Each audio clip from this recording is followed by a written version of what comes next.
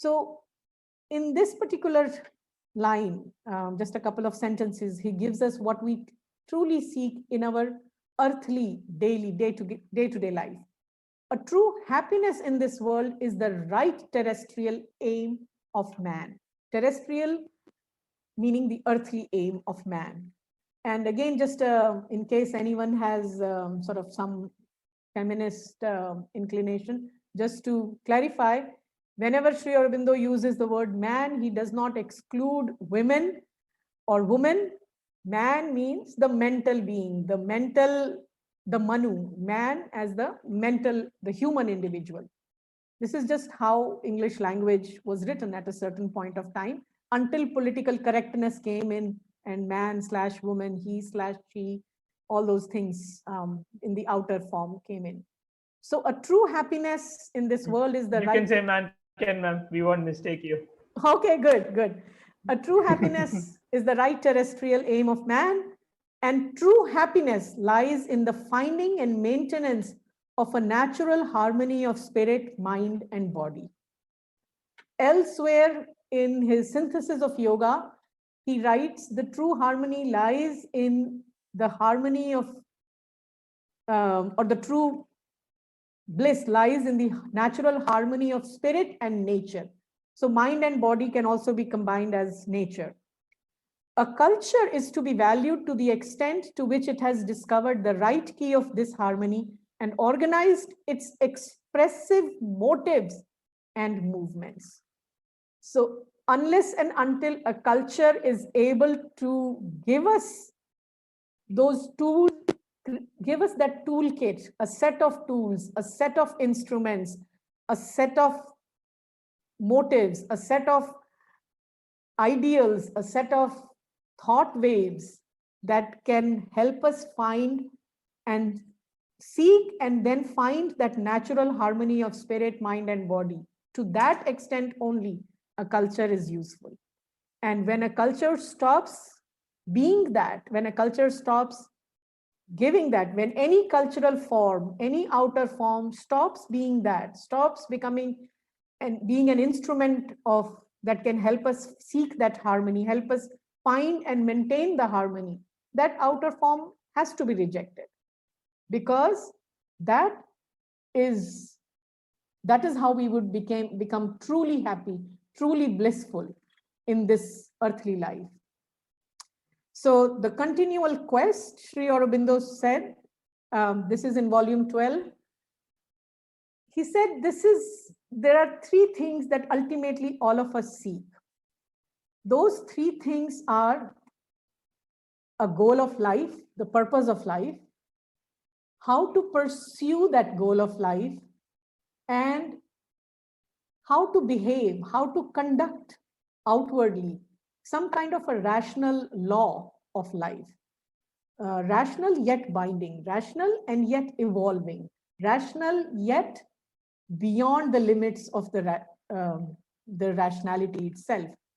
And he said, India has the answers to all those three things. And that is where the value of Indian culture lies.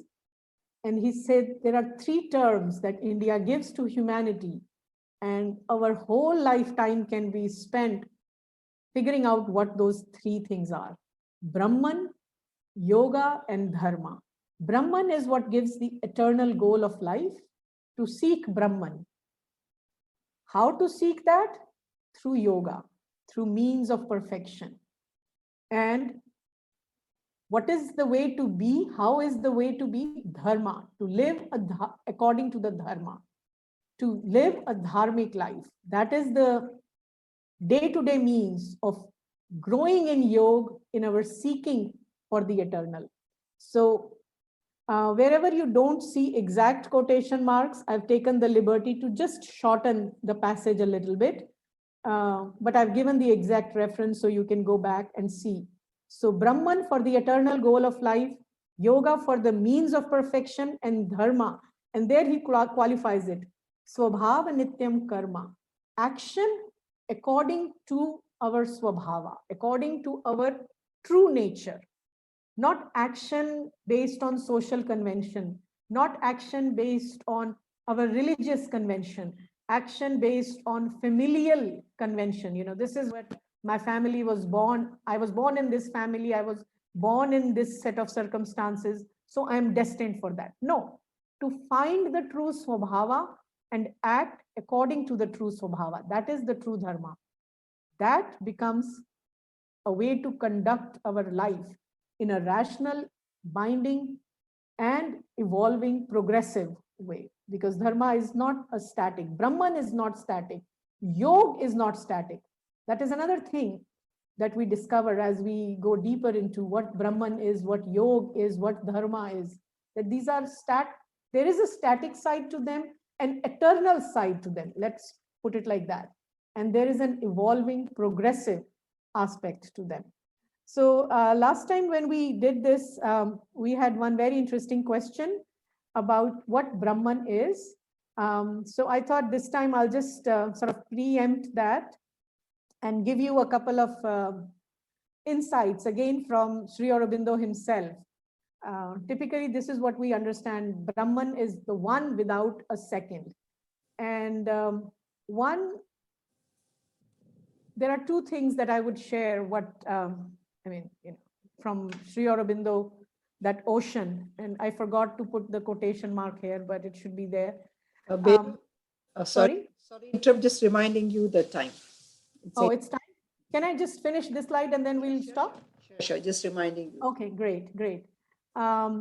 So there is a particular writing of Sri Aurobindo in Sanskrit. He has few writings in Sanskrit, and one of them was, he himself labeled it as Sri Aurobindo Pagnya Upanishad, something that was revealed to him. It was not coming out of the traditional Upanishadic learning, but something that was revealed to him, and then he labeled it as his Upanishad. It's a set of verses. And in the very first verse, he tells us what Brahman is. So I'm just going to quickly read what he said. Oh, there is Brahman alone, the one without a second. Being and non-being are its forms, and it is also beyond being and non-being. There is nothing else except that. All that is contained in the three times, that is past, present, and future, and all that is beyond the three times is indeed that one Brahman alone. Whatever is in the universe, small or large, noble or mean, interesting choice of words, is Brahman alone, Brahman alone. The world is also Brahman. It is true, not false.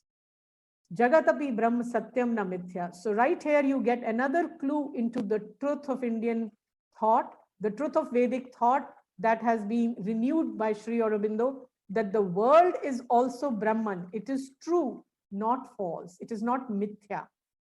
Just as the way Brahman, the reality behind is true, the reality in front is also true. So this is Sri Aurobindo as the Rishi. And then Sri Aurobindo as an amazing, lovable, adorable master. So there is a beautiful side of Sri Aurobindo which makes you fall in love with him again and again and again.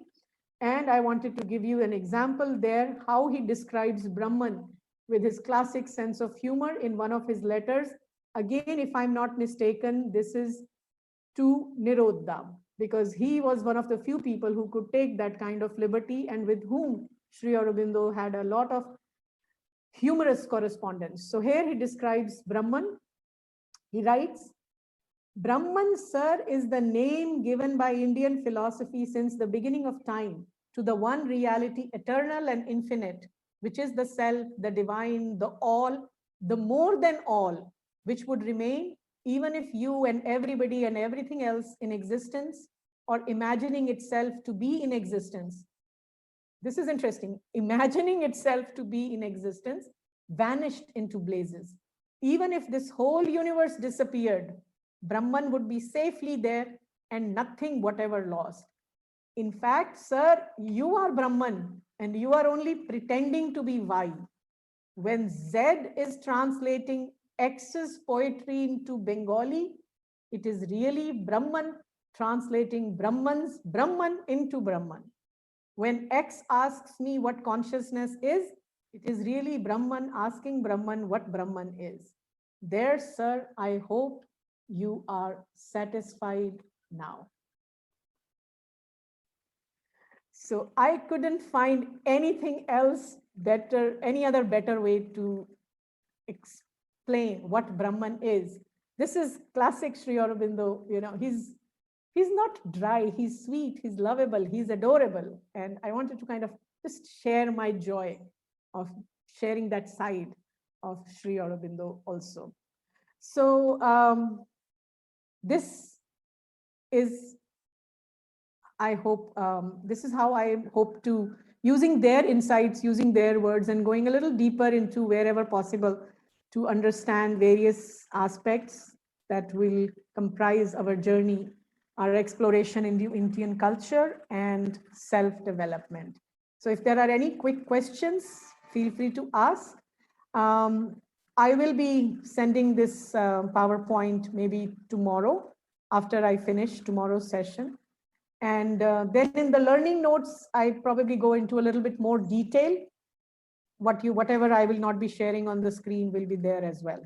So what is culture, what is nation, those few things, those maybe I'll share tonight itself with you. So not tonight, like just after the class, within an hour or so, you will have a chance to go through them in preparation for tomorrow.